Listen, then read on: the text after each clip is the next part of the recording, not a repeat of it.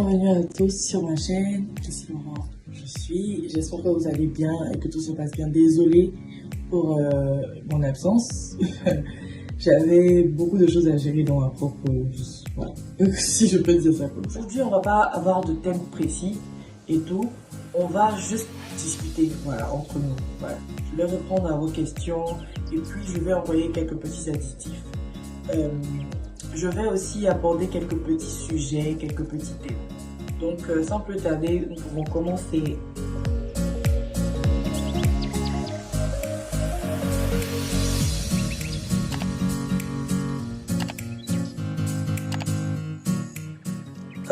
Je sais pas trop qui t'a donné cette information, mais l'information n'est pas très juste parce que il y a même des gens qui viennent au Canada avec seulement que le BEPC. Ici au Canada, ils peuvent avoir du travail avec sans avoir à forcément refaire une autre formation bien je sais pas trop, repartir à l'école obligatoirement. Il y a des travaux qui ne requièrent pas vraiment, on va dire, un certain niveau d'études ou bien un certain niveau d'expérience. Il y a certains travaux qui requièrent que vous ayez des diplômes, il y a certains travaux que vous ayez qui requièrent que vous ayez des bacs plus 2, des bacs plus 3 et tout. Mais il y a certains travaux qui ne requièrent absolument pas ça en fait.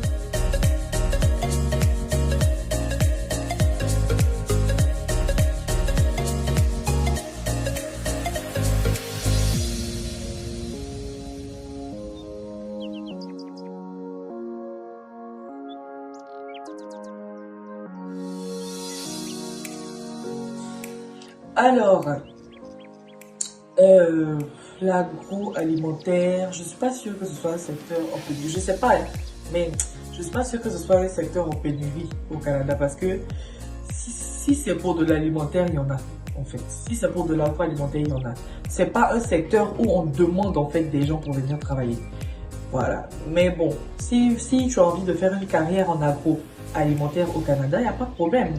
Tu peux commencer tes démarches administratives, tes démarches d'immigration pour pouvoir venir faire de l'agroalimentaire. Sinon, pour dire pénurie, non, je ne suis pas très sûre. C'est pas en pénurie. On n'a pas besoin on n'a pas besoin de main-d'œuvre dans l'urgence en fait. Voilà.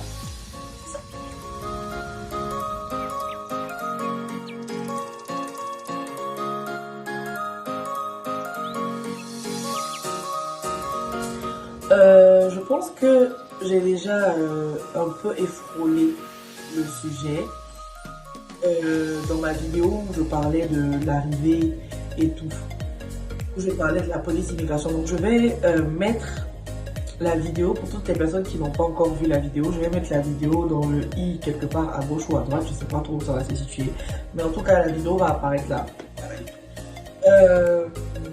Ok, Dominique. Une fois arrivé sur le territoire, les 2 premières semaines, ce que vous devez faire, c'est plus de chercher à avoir vos autorisations. Voilà. Si vous venez en tant qu'étudiant, normalement vous devez avoir votre permis d'études. Si vous venez en tant que travailleur temporaire, vous devez avoir votre permis de travail valide. Si vous venez en tant que travailleur qualifié fédéral, donc en tant que résident permanent, vous devez avoir votre confirmation de résidence. Il y a aussi le numéro d'assurance sociale que vous devez avoir en premier lieu, c'est-à-dire que dès que vous arrivez au Canada, la toute première course que vous devez faire, c'est-à-dire que si vous n'avez pas envie de faire la banque maintenant, comme j'ai dit là, si vous n'avez pas envie de vous inscrire dans certaines choses, vous devez vous rendre obligatoirement à Service Canada. Vous devez juste partir sur le site de l'immigration canada.ca pour faire une demande de numéro d'assurance sociale. C'est avec ce numéro-là que vous allez pouvoir travailler légalement au Canada. Voilà. C'est avec ce numéro-là que vous allez pouvoir travailler légalement au Canada. Voilà.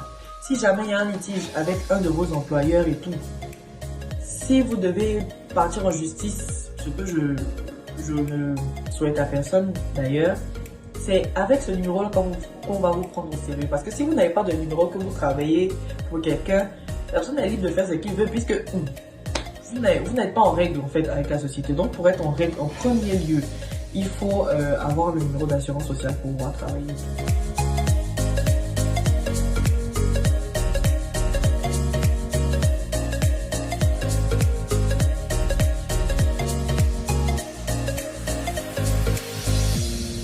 En fait, je n'ai pas eu le temps de faire vraiment le bilan parce que je suis à fond en fait. Je suis à fond dans la vie et tout.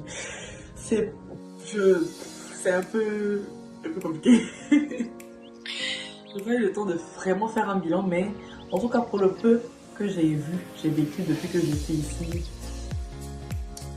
ce que je retiens et ce que j'aimerais vous donner comme conseil, c'est d'être assez courageux.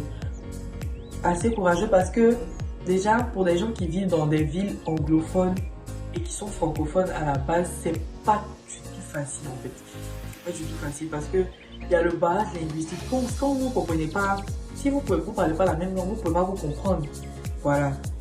Il y a le barrage linguistique, c'est compliqué. Et puis, bon, ça là, c'est pas quelque chose qu'on cache. Il y a la différence de couleur de peau. C'est vrai qu'ici au Canada, il y a tout le monde. Mais il y a la différence de couleur de peau qui est un peu de, voilà, qui fait un peu, voilà, un peu barrière.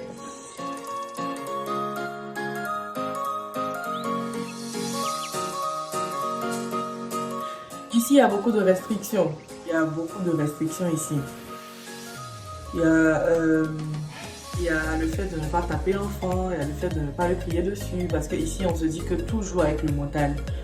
Si l'enfant n'est pas bien mentalement, il risque de dévier.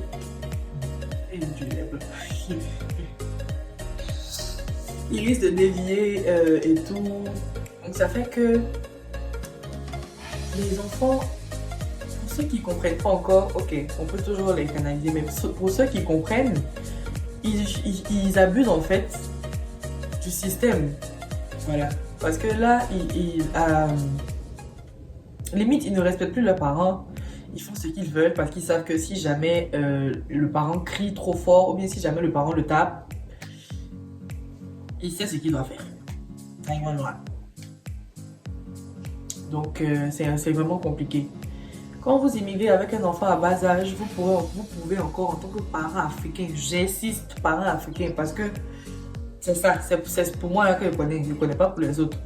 En tant que parent africain, vous pouvez encore le canaliser, vous pouvez encore, vous voyez, non, vous avez encore cette, on va dire, cette autorité-là. Mais quand vous immigrez, en tout cas, ça dépend de l'enfant, et puis ça dépend de, si vous immigrez avec un enfant qui a plus de 10 ans, on va dire qui a plus de 5 ans, voilà, qui a plus de 5 ans, qui a dépassé l'âge de comprendre. Là, par contre, ça sera un peu compliqué. En tout cas, si vous avez un enfant compréhensif, qui sait quand maman est fâchée, qui sait quand papa est fâché, qui sait se tenir, qui comprend quand on lui dit non avec le regard, qui comprend quand les parents sont fâchés, simplement avec le regard, vous êtes sauvé. Mais si vous avez un enfant très difficile, ça sera compliqué. Et en plus, ce qui est plus compliqué ici encore avec les enfants, c'est l'adolescence. L'adolescence, déjà même dans nos pays africains, l'adolescence, c'est vraiment c'est compliqué. Parce que c'est pendant la phase d'adolescence qu'il y a beaucoup de choses qui se passent dans la vie de l'enfant et tout. Donc si on n'est pas là, on n'a pas dû être sur le dos de l'enfant, mais si on n'est pas là, genre pour voir ce qui se passe réellement, l'enfant va dévier complètement. Et ici encore, c'est 2 fois plus compliqué parce que quand l'enfant devient adolescent ici, il commence à avoir une certaine hargne, il commence à se sentir homme, elle commence à se sentir femme, et ça devient comme une petite rivalité entre la mère et la fille, ou ça devient comme une petite rivalité entre le père et le fils. Et ça, par contre, si vous n'avez pas bien éduqué l'enfant à la base, c'est-à-dire que si vous n'avez pas montré à l'enfant que ici, là, on ne vient pas copier ce que les enfants d'ici font. Ici, là, on ne vient pas ressembler aux autres. Il faut écouter ce que tes parents te disent. Ce que tu entends dehors, là, c'est pas ce que tes parents te disent. C'est pas ce qu'il faut faire. Même si tu as l'impression que les autres sont épargnés dans ce qu'ils font, c'est pas ce qu'il faut faire. Si l'enfant comprend, quand vous lui parlez, vous êtes sauvé. Mais si l'enfant fait mine de comprendre quand vous lui parlez et que, arrivé dehors, il fait toute autre chose, là, vous êtes foutu. Parce que vous ne pourrez, je ne sais pas si vous pourrez le récupérer. Bon, s'il a décidé lui-même de se ranger après, il n'y a pas de problème. Mais s'il a décidé de persister dans le mal, ça sera compliqué. Parce que ici, là, on dit pas à un enfant, par exemple, s'il veut pas faire la vaisselle, genre, il faut faire la vaisselle sinon tu vas pas manger. Des trucs comme ça. Bon, les enfants ici font les fugues, des trucs que nous on connaît pas, d'ailleurs. On n'a pas intérêt d'ailleurs à faire ça. Hein. Mon Dieu. Les enfants ici font les fugues. Voilà, si maman est fâchée, quand maman dit hey, 10, un mot tu peux pas dire. C'est compliqué. En tout cas, par rapport aux enfants là, pour éviter de m'étaler, je pense que je vais faire une vidéo spéciale pour parler de ça.